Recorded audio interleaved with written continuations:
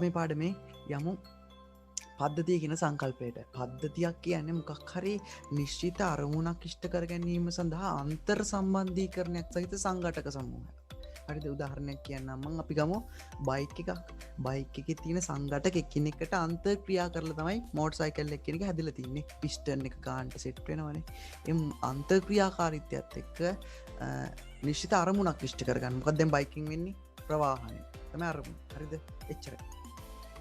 පද්ධතියක සීමාව කියද්දි මෙන්න මේ අපිට පුළුවන් පාසල් පද්ධතිය මේව කරන අධ්‍යාපන දෙපාර්තමේන්තුව පිටින් ඉන්න දෙමව්පියන් ඉන්නවා වෙනත් පාසල් මෙහෙම තියෙන මේ තියෙන්නේ පද්ධතියේ සීමාව මේ හරිද මේ තියෙන වටපිටාව පැහැදිලි නේද හරි අපි ඊට පස්සේ පද්ධති වර්ග සංවෘත පද්ධතිය විවෘත පද්ධතිය තියෙනවා හරිද විවෘත පද්ධතිය කියන්නේ පරිසරයත් එක්ක ඒගොල්ලෝ ආදාන ප්‍රතිදාන කරගන්න සංවෘතයි කියන්නේ මේ බාහිර පරිසරයත් එක්ක ආදාන ප්‍රතිදාන කරගන්න රුධිර සංසරණ වගේ පද්ධතිය හැබැයි 100%ක් හරියන එක හරිද රුධිර සංසරණ පද්ධතිය ගත්තට පස්සේ බාහිරින් ඉන්පුට් අවුට්පුට් ගන්න හැබැයි ඒකත් 100%ක්ම හරිය නෑ හරිද තේරුම් ගන්න තොරතුරු පද්ධති කියනකොට දත්ත උපයෝගී කරගෙන තොරතුරු බිහි කිරීමට නිර්මාණය කර ඇති පද්ධති වලට අපි කියන තොරතුරු පද්ධති කියලා. හරිද? තොරතුරු පද්ධති කාර්යය වන්නේ දත්ත ලබාගෙන ඒවා කිසියම් ආකාරයකට සකස් කළ තොරතුරු බවට පරිවර්තනය කිරීම. තොරතුරු පද්ධති සඳහා උදාහරණ තමයි ආයතනයක සේවකයන්ගේ වැටුප් සැකසීමේ පද්ධති, ව්‍යාපාර ආයතන ගිණුම් සැකසීමේ පද්ධති, සුපිරි වෙළඳසැලක පාරිභෝගිකයන්ට බිල්පත් නිකුත් කිරීම වගේ ඒවා. හරිද? විභාග දෙපාර්තමේන්තුවේ සිසුන්ගේ විභාග ලකුණු ගණනය කිරීම ඒ වගේ ඒවා.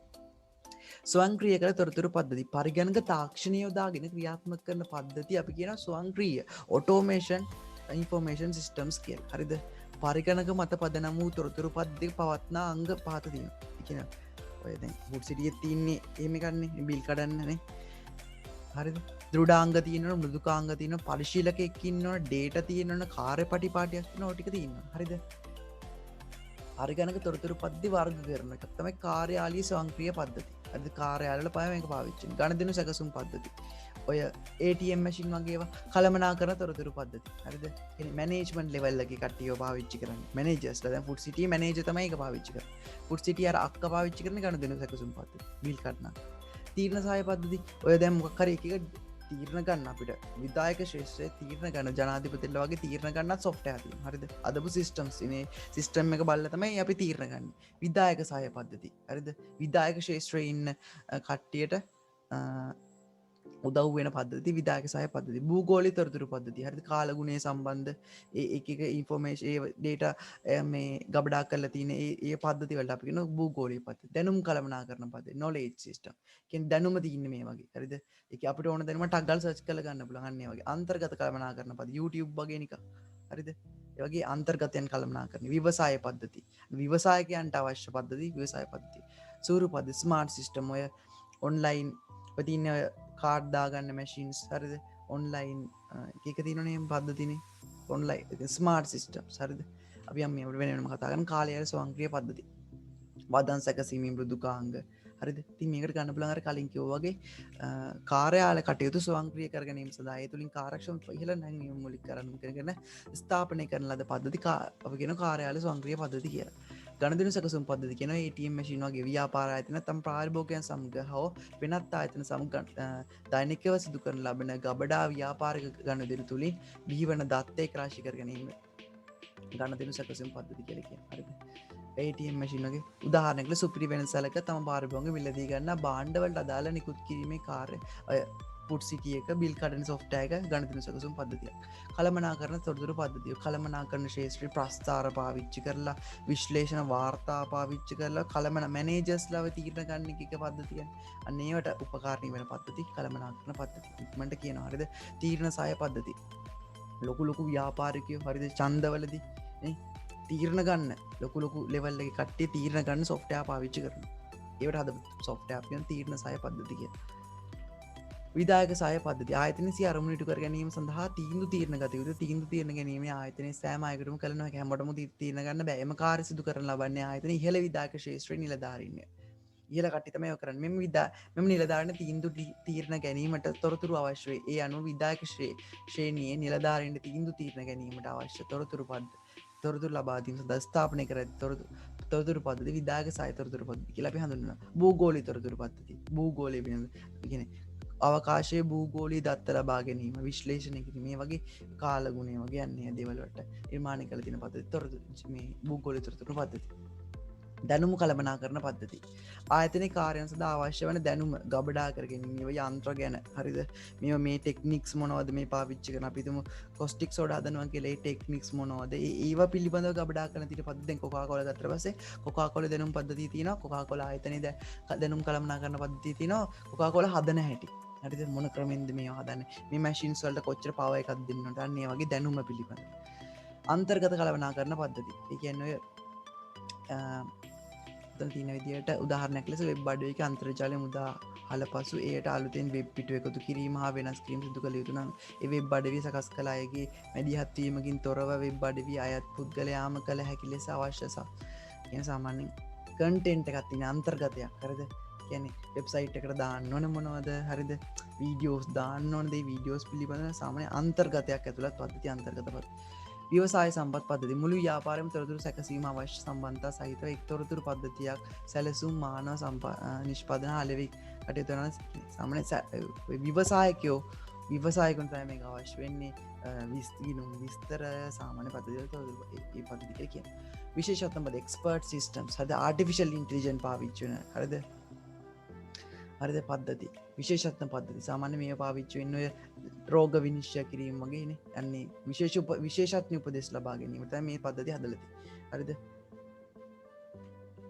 ඊට පස්සේ නිහිත පද්ධතිය එම්බෙඩඩ් සිස්ටම් ඔය උපකරණ තුරට ROM එකක් තුලට දාලා තියෙනනේ අන්න ඒ වගේ පද්ධතිය අපි කියන ඒවා කියලා ඔය තියෙන එතකොට මේ බස් ටිකට් ගන්න ඒ වගේ ඒවා හරිද ප්‍රොසෙසර් එකක් තුලින් තමයි මේක සරලයි පද්ධති ජීවන චක්‍රයේ ආකෘති හරිද අපි සොෆ්ට්වෙයාර් එකක් හදද්දී ඉස්සල්ලාම අපි ආකෘති පහක් තියෙනවා ආකෘති තව තියෙනවා හරිද මේ ආකෘති පාවිච්චි කරලා තමයි අපි හදන්නේ පළවෙනි එක තමයි දියැලි සංවර්ධන ආකෘතිය හරිද දෙවෙනි එක තමයි සපිල ආකෘතිය සර්පිලා කියලා තමයි අපන්නම් කියනවා සුචල්්‍ය ආකෘතිය මූලාකෘතිකරණය සහ ශීඝ්‍රේතුම් සංවර්ධන ආකෘතිය ඔය ආකෘති පහ තියෙනවා වෙන වෙනම මේවා ගැන මේ කතා කරමු ඊට කමාරි කතා කරන්න හරිද ඒක න අවුල් ගන්න එපා දියැලි සංවර්ධන ආකෘතිය මේ දියවැලි සංවර්ධන ආකෘතියේ ලක්ෂණ තමයි කාර්යබද්ධ අවශ්‍යතා ඉතා නිරවුල්ව පැහැදිලි මෙන්න ස්ථාවර තොරතුරු පද්ධති නිර්මාණය කිරීමට කාර්යබද්ධ කියන්නේ මොකද්ද කාර්යබද්ධ හා කාර්යබද්ධ නොවන අවශ්‍යතා කියලා අවශ්‍යතා වර්ග දෙකක් තියෙනවා කාර්යබද්ධ අවශ්‍යතා කියන්නේ කාර්ය හා බද්ධ වෙන අවශ්‍යතා හිතන්න උදාහරණයක්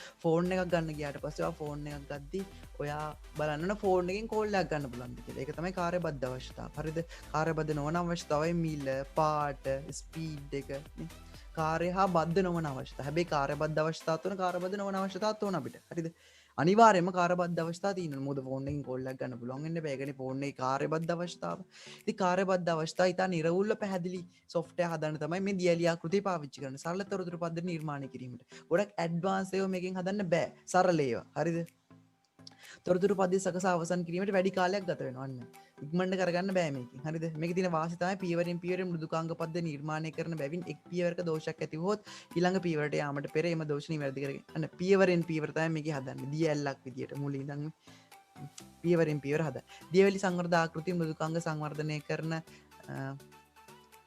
ඔන්න ඉතා පහසුවෙන් අනුගමනය සරලයි මේක ගොඩක් හරි දෙක තමයි කියන්නේ මේක තියෙන අවාසිය තමයි එක් පියවරක් අවසාන වන තෙක් බලා සිටීම සිදුවීම හරිද එකක් පියවරෙන් පියවර යන්නේ මේක එකක් පියවරනකම් බලාගෙන කොටස් වගේ හද වෙනත් මෘදුකාංග සංවර්ධන ආකෘති වලදී සංවර්ධනය කරන අවස්ථාවේදී මේ යම් දුරකට මෘදුකාංග නිවැරදිතාව පරීක්ෂා කරන්න පුළුවන් හැබැයි මේ ක්‍රමයට හදුවට පස්සේ එහෙම බෑ හරිද මෘදුකාංගේ සම්පූර්ණයෙන්ම හදනකම් ඉන්න ඕනේ හරිද කොටසෙන් දැන් හිතන්න බයිසිකලයක් හදනවා කියලා හරිද බයිසිකලය මොන හදන රෝඩ් දෙක හයි කරලා නිකන් තල්ලු කරන් යන්න පුළුවන් බයිසිකලේ එහෙම බෑ මේක හදලා ඉවර වෙනකම් ඉන්න ඕනේ සොෆ්ට්වෙයාර් එක නැතුව අපිට පරීක්ෂා කරන්න බෑ කැලේ හරිද වැඩ කරන තත්ත්වයේ මෘදුකාංගයක් දැක ගැනීමට කාලයක් ගත වෙනවා සාමාන්‍යයෙන් කාලෙ වැඩි මේක සර්පිල ආකෘතිය සර්පෙල කිව්වම මට මතක් වෙන්නේ සර්පයා වගේ ගන්නේ සර්පයා සාමාන්‍යයෙන් සර්පයා අවදානන්නේනේ ඉතින් අවදානම් වැඩි මෘදුකාංග නිෂ්පාදනය තමයි සර්පිල ආකෘතිය භාවිතා කරන ඔය හොස්පිටල් වල වගේ එක අවදානම් වැඩිනේ සොෆ්ට්වෙයාර්නේ සේවාදායකට තම අවශ්‍යතා නිරදව ඉදිරිපත් කිරීම නොහැකි අවස්ථාවෙන් හරිද අන්න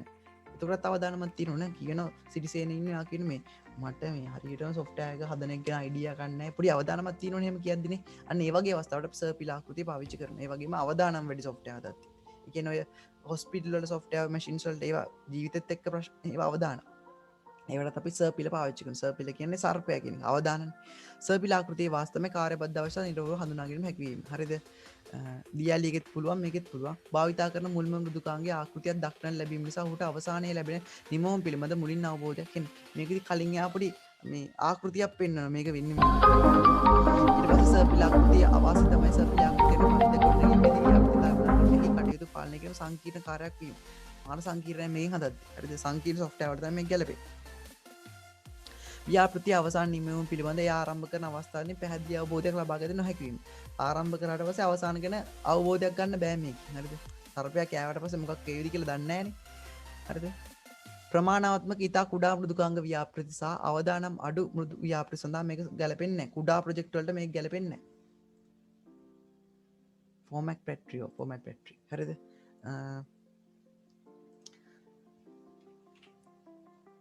ඊට පස්සේ සුචල්්‍ය ආකෘතිය. හරිද? මේක තමයි ඔයගොල්ලෝ සිලබස් එකට අලුතෙන් ඇඩ් වුනේ. මේක කියන සමහර විට අහන්න පුළුවන්. තොරතුරු පද්ධතියක් සංවර්ධනය කිරීමේදී මේ පද්ධතියේ පැවතිය යුතු කාර්යබද්ධ අවශ්‍යතා සියල්ල මුලින්ම හඳුනා ගැනීමට නොහැකි බව උපකල්පනය කරන්න. අන්න මේ වගේ කිටි ප්‍රශ්නයක් එයි ගොඩක් වෙලාවට. හරිද? මොකද්ද? කාර්යබද්ධ අවශ්‍ය හොඳට මතක තියාගන්න. කාර්යබද්ධ අවශ්‍යතා හඳුනා ගන්න බෑ කියලා හිතාගෙන තමයි සුචල්්‍ය ආකෘතියේ අපි කොට ගණන් ගන්න. හරිද? අර කලින් කතා කර දියලි ආකෘතියේ සහ සර්පිල ආකෘතියේ දෙකේදීම කාර්යබද්ධ අවශ්‍යතා හොඳින් අධ්‍යයනය කරලා තමයි සොෆ්ට්වෙයාර් එක හදන්න ගන්න. හැබැයි මේකෙදී එහෙම නැහැ. මේකෙදී කාර්යබද්ධ අවශ්‍යතා මොකෝ වෙන්නේ? කාර්යබද්ධ අවශ්‍යතා හඳුනගන්න බෑ කියලා හිතලා තමයි අපි සොෆ්ට්වෙයාර් හදන්න ගන්නේ. ඒකේ කාර්යබද්ධ අවශ්‍යතා පැහැදිලිව හඳුනගන්නේ නැහැ මුලින්.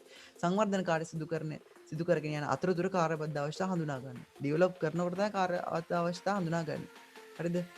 මේක තමයි විශේෂම දේ. කාර්යබද්ධ අවශ්‍යතා හඳුනාගත් පසු එක් අවස්ථාවක් සංවර්ධනය කර ඒ පරිශීලකයන්ගේ අවධානයට යොමු කර ඔවුන්ගේ අදහස් අනුව චුට්ටක් හදලා පොඩ්ඩක් පරිශීලකෙන් අහන්න මේක හොඳයිද එහෙම කියලා එහෙම තමයි ඩෙවලොප් කරන්නේ. හරිද? මේක තියෙන වාස්තවය පද්ධති සංවර්ධනය ආරම්භ කර කෙටි කාලයක් තුළදී පරිශීලකයන්ට මෘදුකාංගයේ කොටස් භාවිතා කිරීම ඉඩ සැලසීම. සර්පිල් එකේ බෑනේ මං කිව්වනේ නේ. බයික් එක හදද්දි රෝඩ් එක හයි කරලා ඊට පස්සේ තල්ලු කරන් යන්න දෙනවා මේක හොඳයිද කියලා බලන්න. අන්න එහෙම. හරිද? කාර්යබද්ධ අවශ්‍යතා හඳුනා කරමින් නැවත සංවර්ධනය කිරීමට යොමු වීමගේ පරිශීලක අවස්ථා නිති පරිදි පද්ධතිය ඇතුළත් තියෙන හැකියාවයි. ඒ චුට්ට හදා අරගෙන කියන්නේ අයිතිකාරයෙන් සොෆ්ට්වෙයාර් එක හදන්න ඕන මනුස්සකින් අහනේ හදන්න ඩෙවලොප් කරන්න. එතකොට අපිට හොඳ එයාට ඕන જાති එකක් හදාගන්න පුළුවන්. හරිද? ඉතින් මතකද දියලි ආකෘතිය? ඒක සරලයි. ටිකක් කල් යනවා. කාර්යබද්ධ අවස්ථා පැහැදිලි. හරිද? පියවරෙන් පියවර යන්නේ. හරිද? මෘදුකාංගයේ මේ අවසාන වෙනකන් ඉන්න ඕන මෘදුකාංගය බලා ගන්න. සර්පිල නම් අවදානම්, සර්පය අවදානම්. හැබැයි සර්පිල එකේ මුලින් මේ සොෆ්ට්වෙයාර් එකේ අන්තිමට එන එක හිතා ගන්න බෑ. සංකීර්ණයි ගොඩක්. හරිද? කාර්යබද්ධ අවස්ථා නිරවුල් ඉදිරිපත් කරන සුචල්්‍ය ආකෘතිය. සුචල්්‍ය ආකෘතිය කාර්යබද්ධ අවස්ථා අඳුර ගන්න බෑ කියලා හිතාගෙන හදන්න එක තමයි ප්‍රධානම එක. හරිද? කෙටි කාලයකින් සොෆ්ට්වෙයාර් එකේ කෑල්ලක් බලා ගන්න පුළුවන් පරිශීලකයන්ට. හරිද? හදන ගමන් පරිශීලකයන් අහ තමයි මේක හදන්නේ. හරිද? මූලාකෘතිකරණය ප්‍රොටෝටයිපින්. අන්න ඔයගොල්ලෝ මේ දැක්කට පස්සේ මතක් වෙනවා මොඩල් පේපර්ස් කියන්නේ ප්‍රොටෝටයිපින් කියලා. යෝජිත තොරතුරු පද්ධතිය අදාළ දලාකෘතියක් පරිගණක භාවිතයෙන් නිර්මාණය කිරීම ආකෘතිය ලෙස හැඳින්වන්නේ. අන්න සොෆ්ට්වෙයාර් එකේ අර අපි හදන්න ඉන්න සොෆ්ට්වෙයාර් එකේ දලාකෘතියක් හදලා පෙන්නන මේකින් ඉන්නේ මේක කියලා. මෙමගින් පද්ධති ක්‍රියාකාරීත්වය හඳුනා ගැනීම හැකියාව ලැබේ. මූලාකෘතිය මගින් තොරතුරු පද්ධති සමස්ත ක්‍රියාකාරීත්වයේ අවසානයේ දක්වා නිර්මාණය කිරීමක් බොහෝ විට සිදු නොවේ. මේකේ සම්පූර්ණම සොෆ්ට්වෙයාර් හදනවද නැහැ. මූලාකෘතියෙන් සොෆ්ට්වෙයාර් හදන්නේ නැහැ. සොෆ්ට්වෙයාර් එක පෙන්නන මෙහෙම එකක් කියලා මූලාකෘතියක් පෙන්නනවා. හරිද? අර ඕගොල්ලන්ගේ අධ්‍යාපන දෙපාර්තමේන්තුව කරන්නේ නේ 2020 මොඩල් පේපර් එකක් කියලා වෙනවා. පේපර් එකේ මේ විදියට. මේකද පේපර් එක නැහැ. මෙමගින් උත්සාහ කරන ලබන්නේ පද්ධති ක්‍රියාකාරීත්වය පිළිබඳ පරිශීලකයන්ට දැනුවත් කිරීම.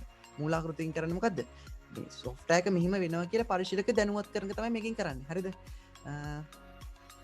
මූලාකෘති කිරීමේ වාසිය තමයි යෝජිත පද්ධතිය පිළිබඳ පරිශීලනයට ආරම්භයේදී අදහසක් ලබා දෙන්නේ. ඒකයි ඉතින් මුලින් අර ප්‍රොටෝටයිප් එකක් දීලා පෙන්නනවා. ඔයගොල්ලෝ මොඩල් පේපර් එක ගැන හිතන්නකො උතර වැඩි තේරෙනවා. කාර්යබද්ධ අවශ්‍යතාව මනවින් අවබෝධ කරගැනීමේ හැකියාව. ප්‍රොටෝටයිප් එකක් පෙන්නලා මූලාකෘතියක් පෙන්නලා මොඩල් එකක් පෙන්නලා ඒතර කාර්යබද්ධ අවශ්‍යතාව හොඳට අඳුනා ගන්න පුළුවන්. පරිශීලකයා අදහස් ඉක්මනින් ලබා ගැනීම හැකියාව. එයාගෙන් අහන්න පුළුවන් මේක පෙන්නලා මේක එහෙම කියලා. ඇත්තට මූලාකෘතියේදී සොෆ්ට්වෙයාර් එක හදන්නේ නැහැ. ආකෘතියක් විතරයි හදන්නේ. ශීඝ්‍ර දුම ආකෘතිය. හරිද? ශීඝ්‍රයි කියන්නේ මොකද? ඉක්මනට හදා ගන්න පුළුවන්. හරිද? සංවර්ධනය කිරීමේ කාර්යයට වැඩි අවධානයක් යොමු කර ඉතා කෙටි කාලෙකින් හදා ගන්න පුළුවන්. මෙම ආකෘතිය අනුව පද්ධති නිර්මාණයේදී සැලසුම් කිරීමේ කාර්ය සඳහා අඩු අවධානයක් යොමු වේ. පද්ධතියේ පැවතිය යුතු කාර්යබද්ධ අවස්ථා හඳුනාගත් පසු ඉක්මනින් ඒ සඳහා මූලික සැලැස්ම මේ කාර්යබද්ධ අවස්ථා මේකේ හඳුනා ගන්න. හරිද? අලින් දියලි සහ සර්පිල වගේ. එතකොට මේ නිසා කෙටි කාලෙකින් තොරතුරු පද්ධති ගොඩනැගීමේ හැකියාව ලැබේ. පරිශීලක අදහස් මත මුල් ආකෘතිය නැවත සකසා ඔන්න ඉක්මනට මේක හදාගන්න පුළුවන්. තොරතුරු පද්ධති සැකසීම ඉතා කඩු කාලයක් යනවා. නිර්මාණය කරන පද්ධති කොටස් එම පද්ධතිය වෙනත් ස්ථානවල නැවත නැවත භාවිතා කිරීමේ හැකියාව. මේක හදන කොටස් වෙන පද්ධතිය වෙනත් තැන්වල පාවිච්චි කිරීම කොපි කරනවා වගේ දෙයක්. හරිද? පරිශීලකයේ යෝජනා සහ අදහස් සංවර්ධනය කර මෘදුකාංග පද්ධතියට නිතර ඇතුළත් කිරීම එක අප්ඩේට් වෙනස් කරන්න පුළුවන් පරිශීලක අදහස් අනුව. ශීඝ්‍රයෙන්. හරිද? ඉක්මනට හදාගන්න බල එක තමයි ප්‍රධානම එක. ශීඝ්‍ර අවස්ථ තමයි පද්ධති විශ්ලේෂණ සැලසුම් කිරීම සංවර්ධන කාර්ය සඳහා සම්බන්ධන කණ්ඩායමේ දක්ෂතාව සහ අත්දැකීමට අවසන් වීම තීරණය. හරිද? එතන එකම අවස්ථ. කොහොමද තියෙන්නේ ඉතින් හැම එකම. හරි පද්ධති සංවර්ධන ක්‍රමවේදයන් දෙකක් තියෙන ව්‍යුහගත ක්‍රමවේදය සහ වස්තු නැඹුරු ක්‍රමවේදය. හරිද? ව්‍යුහගත ක්‍රමවේදය සහ වස්තු නැඹුරු ක්‍රමවේදය. මම ඉක්මනට කියනවා. හරිද? ඔයගොල්ලන්ට ස්ලෝ කියන්න ඕන නම් මට කියන්න. හරිද? ක්‍රම දෙකයි. ව්‍යුහගත ක්‍රමවේදය කියන අපි පාවිච්චි කරන ක්‍රමවේදය. හරිද? ඒක ගැන තමයි අපි ඉස්සරහට කතා කරන්නේ. ව්‍යුහගත ක්‍රමවේදය. ඒක නිසා මම මෙතනදී ඒක ගැන කතා කරන්නේ නැහැ. වස්තු නැඹුරු ක්‍රමවේදය ගැන කතා කරන්න මේක ගැන අපිට කතා කරන්න නැහැ.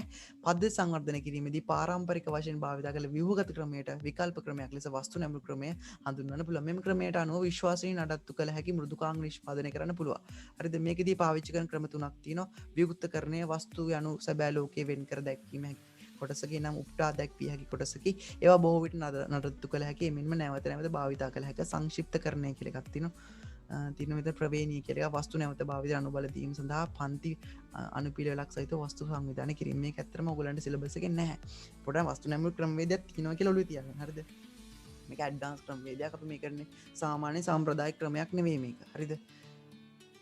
වස්තුන් කියලා හිතලා තමයි වැඩේ කරන්නේ. හරිද? මේක කියන අපිට අවශ්‍ය නැහැ. පද්ධති සංවර්ධන ජීවන චක්‍රය. අපි පද්ධතියක් හදද්දී මෙන්න මේ ක්‍රමවේදයට හදන්නේ. මොකද්ද? ඉස්සෙල්ලා පද්ධතිය අපි හඳුනා ගන්නවා ගිහිල්ලා. හරිද? මම පොඩි විස්තරයක් කරන්නම් ඔයාලට. ඉස්සෙල්ලා ඔන්න ඔය හිතන්න ඔයා හිතන්න ඔයා කාගිල්සකට සොෆ්ට්වෙයාර් එකක් හදනවා. හරිද? දැන් හිතන්න කාගිල්සකනේ ඔයගොල්ලන්ගේ මේ තියෙනවා මේ ටවුන් එකේ තියෙනවා ෆුඩ් සිටි එකක්. හරිද? දැන් ෆුඩ් සිටි දානවනේ හැමෝම ටවුන් එකේ තියෙන ෆුඩ් සිටි එකක්. ඒකට සාමාන්‍ය ක්‍රමවේදය තමයි බිල්ලියට තමයි දෙන්නේ. කම්පියුටර් සිස්ටම් එකක් නැහැ. ඔයාට කියනවා මේ වාගේ නම සමන්ත වාට ඇවිල්ලා කියනවා මිස්ටර් සමන්ත මට සොෆ්ට්වෙයාර් එකක් හදා ගන්න ඕනේ. ඊට පස්සේ කියනවා හරියට යවුලක් නැහැ මම හවස් වරු එන්න. රැට මං එන්න. හරිද? ඇවිල්ලා මම සොෆ්ට්වෙයාර් මම චුට්ටක් බලලා කියන්න. රැටනේ උදේට එන්නම් කියලා කියනවා. හරිද? එපාර එයා කියනවා හා කියලා එයා උදේට ගිහින් බලන පොඩ්ඩක්. හරිද? ගිහිල්ලා බලද්දි බලනවා මිනිහට මේක කරගන්න පුළුවන් වේද මේ සොෆ්ට්වෙයාර් එක හදන්න සල්ලි තියෙද පොඩ්ඩක් උඩින් බලන පොඩ්ඩක්. කඩේ තරම බලලා හරිද?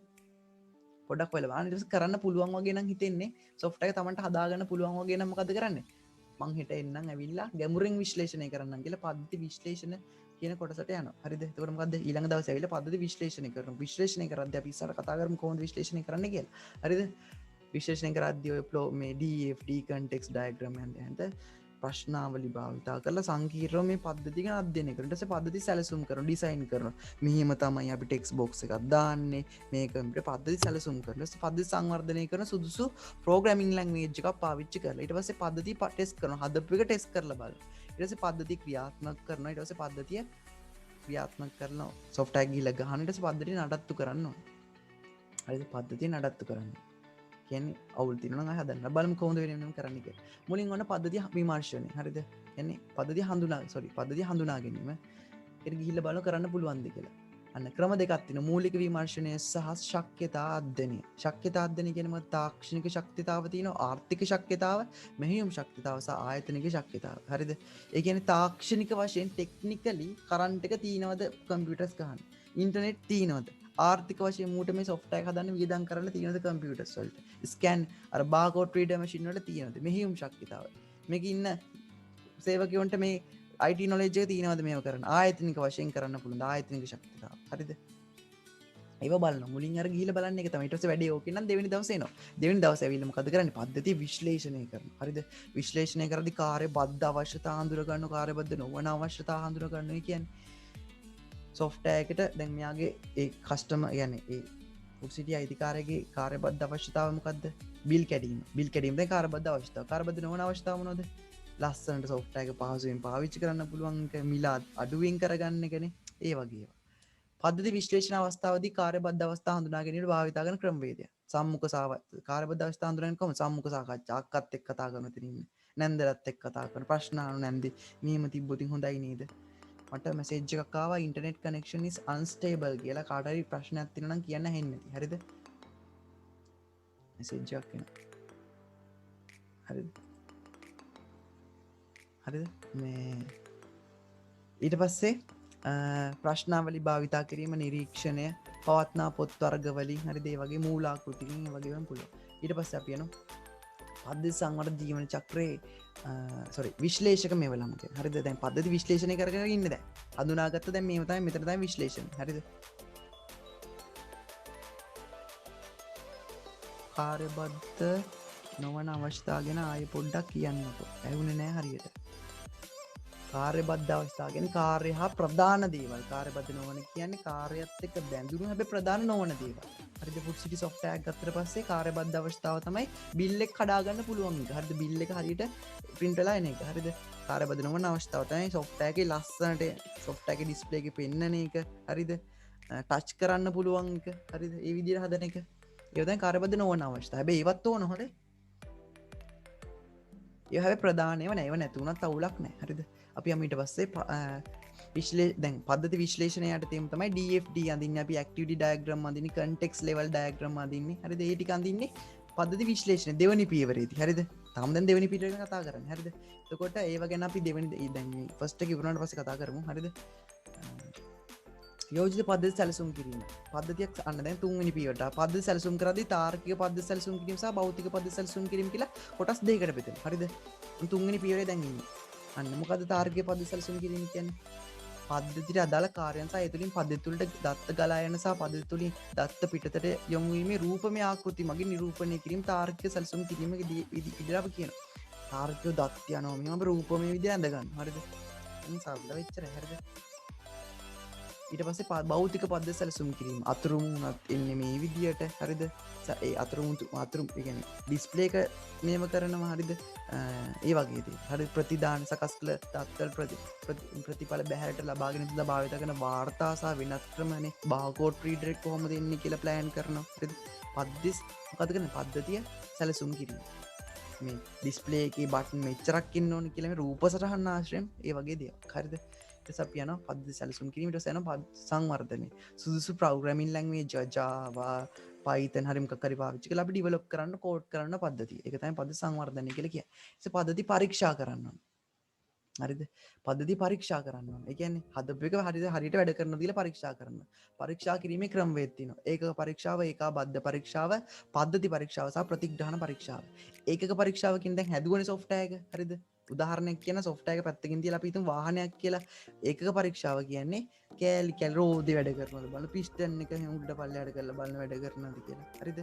ඊට පස්සේ බලනවා මේ සුක්කාන්ම කරකවල බලනවා. ඒ කියන්නේ කෑලි ඒකක වශයෙන් පරීක්ෂා කරනවා. ඊට පස්සේ ඒකාබද්ධ පරීක්ෂාව කරනවා. ඒ කියන්නේ සුක්කානම හයි කරලා ගන්නට බ්‍රේක් උත් කරලා සුක්කානම කරකවද්දි බ්‍රේක් ගහලා බලනවා. හරිද?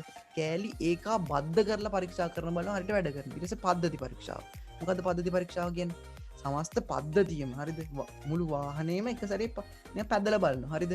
මුළු සමස්ත පද්ධතියම සියලුම පද්ධති ඉන්පුට්ස් අවුට්පුට්ස් කරනවද කියලා බලනවා. ප්‍රතිග්‍රහණ පරීක්ෂාව කියන පද්ධති පැවති යුතු කාර්යබද්ධ අවස්ථා නිවැරදිව පවතිනේද පහවුරු කර ගැනීම මූලිකවම අරමුණු කොටගෙන සිදු කරන ලබන පරීක්ෂාව ප්‍රතිග්‍රහණ පරීක්ෂාව ලෙස හඳුන්වනවා. පරිශීලක සහ පද්ධති නිර්මාණය කරන ලද කණ්ඩායම එක්ක ප්‍රතිග්‍රහණ පරීක්ෂාව කරනවා. හරිද? කවුද කරන්නේ? පද්ධති හදපු කට්ටිය සහ අර ෆුඩ් සිටි එකේ අයිතිකාරය. හරිද? ප්‍රතිග්‍රහණ පරීක්ෂා. ප්‍රතිග්‍රහණ පරීක්ෂා විතරයි චුට්ටක් ඔක තේරුම් ගන්න අමාරු. මොකද කාර්යබද්ධ අවස්ථා හරියටම තියෙනවද කියලා බලන්නේ. ඒක බිල් එක හරියට කඩා ගන්න පුළුවන්ද කියලා බලනොත් මේ ප්‍රතිග්‍රහණ පරීක්ෂාව. හරිද? කාර්යබද්ධ අවස්ථා හරියටම තියෙනවා ප්‍රතිග්‍රහණ පරීක්ෂාව. එකකින් කරන්නේ ඒක. පරීක්ෂා ක්‍රමවේද දෙකක් තියෙනවා. හරිද? අර තියෙන පරීක්ෂා ආකාර කියන්නේ පරීක්ෂා ක්‍රමවේද ටික මේ තියෙන්නේ මේ තියෙන ක්‍රමවේද ටික මේ තියෙන පරීක්ෂා ක්‍රම ටික මේ තියෙන ක්‍රම ටික මේ ක්‍රම ටික තමයි කරන්නේ. මේ ක්‍රම ටික කරද්දී පාවිච්චි කරන ක්‍රමවේද දෙකක් තියෙන එක තමයි කාලමංජුසා පරීක්ෂාව. හරිද? අනිත් එක සේතමංජුසා. කාලමංජුසා කියන්නේ කළු කියන එක, බ්ලැක් බොක්ස් කියන එක. හරිද? බ්ලැක් බොක්ස් එකක් ඇතුළ පේනවද අපිට? කළු පෙට්ටිය ඇතුළ පේනවද? නැහැ. සේතමංජුසා කියන්නේ වයිට් බොක්ස්.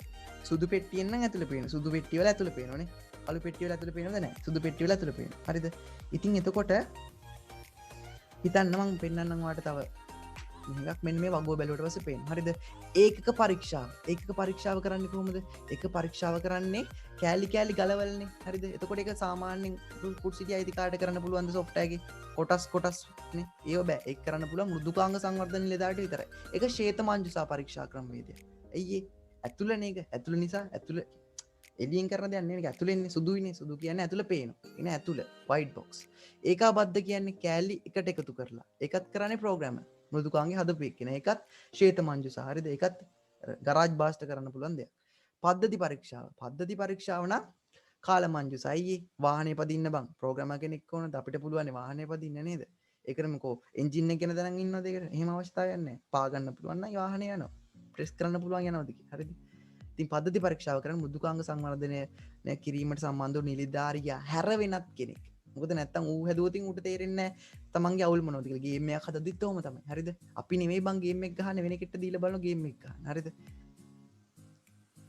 ඔය කියන්නේ ගේම් හදනු මන්ද බුද්ධිකයෝ කියලානේ අංග විකල වෙනවා කියලා හරිද එහෙනම් ඉතින් මාත් අංග විකල නිකන් කිව්වේ ප්‍රතිග්‍රහණ පරීක්ෂාව ඒකෙත් තමයි මොකද්ද කරන්නේ කාර්යබද්ධ අවස්ථා හරියට තියෙනවද කියලා බලන්න එක ප්‍රතිග්‍රහණ පරීක්ෂාවත් කාලමංජුසා පරීක්ෂාව සිස්ටම් එක සම්පූර්ණයෙන්ම හදලා තමයි අපි බලන්නේ මේ ඒක කරන්නත් ප්‍රෝග්‍රෑමර් කෙනෙක් ඉන්න ඕනේ ගරිජ් බාස්ට ඕනේ නැහැ බං කාර් එකේ ප්‍රතිග්‍රහණ පරීක්ෂාව කරන්න ඒක අපි සහ මෘදුකාංගය හදපු පිරිසත් එක්ක එකට එකතු වෙලා තමයි ඒක කරන්නේ හරිද මොකද කාර් එකෙන් නම් කාර් එක පෑගුවට පස්සේ යනවද ඒක තමයි ප්‍රතිග්‍රහණ පරීක්ෂාව හරිද ඒකනේ කාර්යබද්ධ අවස්ථාවේ පාගුටුවස යන්න ඕන බ්‍රේක් හොඳට වැඩ කරන්න නේ තමයි කාර්යබද්ධ අවස්ථාව ඒව හරියටම තියෙනද කියලා බලන්න ඕන ඒක කාල මංජුසා හරිද ඒක ඇතුලෙන් කරන දෙයක් නෙවෙයි ඒක එළියෙන් කරන්නේ අපිට කරන්න පුළුවන් හරිද එළියෙන් කරනවා කියන්නේ අපිට බ්ලැක් බොක්ස් කියන්නේ අපිට කරන්න පුළුවන් ටික හරිද ශ්වේත කියන්නේ ඒක හදපු එකට කරන්න පුළුවන් මම හිතන පැහැදිලි ඇති කියලා පද්ද සංවර ජීවන චක්‍රය අවදි ඒක යකින් තමයි කතා කරන්නේ පද්ද ක්‍රියා ඊට පස්සේ පද්ධති ක්‍රියාත්මක කරන්න ඕන හරිද පද්ධති ක්‍රියාත්මක කරනවා දැන් මොකද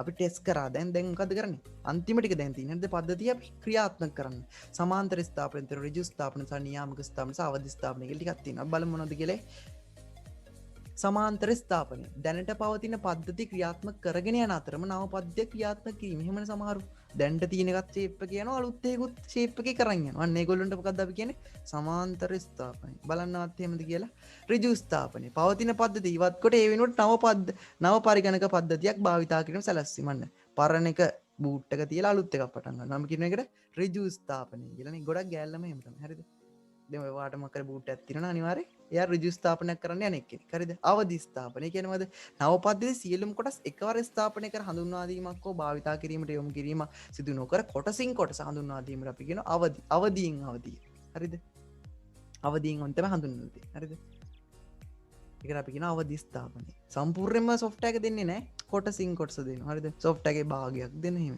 නියාමක ස්ථාපන යෝජන මෘදුකාංග පද්ධතිය ශාඛා හෝ දෙපාර්තමේන්තුවක යුක්ත ආයතනයක් සඳහා සකස් කරන්නේ නම් මුලින්ම අදාළ මෘදුකාංගයේ එක් ශාඛාවට පමණක් නේ අම්බලංගොඩ බ්‍රාන්ච් එක විතරක් දාලා බලන සොෆ්ට්වෙයාර් එකෙන් කෙලවෙනවද කියලා හරිද වැඩ කරනවා ඊට පස්සේ ඒක හරිනම් LPT එකක් දාන්න හරිද අන්න නියාමක හරිද ඒක කියන නියාමක ස්ථාපන හරිද ඊට පස්සේ අපි යමු නඩත්තුවට සමාලෝචන අනුග්‍රහණයන් නඩත්තු පද්ධති නඩත්තු කිරීම පද්ධතිය භාවිතා කරගෙන යාමේදී නව කාර්ය මණ්ඩලයට ඇතිවන ගැටලු වලදී ඒ සඳහා උපදෙස් ලබා දීම ප්‍රශ්නයක් තියෙනවා නම් ඒව නඩත්තු කරන අවුල් ආවොතින් හදලා දෙනෝනේ ඒ වගේ ඉවරයි එච්චරයි හරිද පද්ධති ජීවන චක්‍රය ඉවරයි මෙතන මේ වැරදිලා මම වෙරලා තියෙන්නේ පෙරනිමි පැකේජ් හරිද සොෆ්ට්වෙයාර් වල වර්ග දෙකක් තියෙනවා නිර්මාණය කර වෙනද පොලේ අලෙවිට තබා ඇති පරිගණක මෘදුකාංග වලට අපි කියන පෙරනිමි පැකේජ් කියලා Microsoft Office වගේ වනේ හදලා නැති අපිට ගන්න තියෙන්නේ වාසි තමයි මෘදුකාංග ආයතනයක් මගින් තමන්ටම අවශ්‍ය ලෙස සකසා ගන්න මෘදුකාංග සාපේක්ෂ පිරිවැය අඩුමේ ගාන අඩුයි Microsoft Word එකේ අඩුයි ඉක්මනට ලබාගෙන අපිට ඉක්මනට ඩවුන්ලෝඩ් කරලා ඉන්ස්ටෝල් කරන්න පුළුවන් ආයතනයේ අවස්ථාව නොගැලපෙන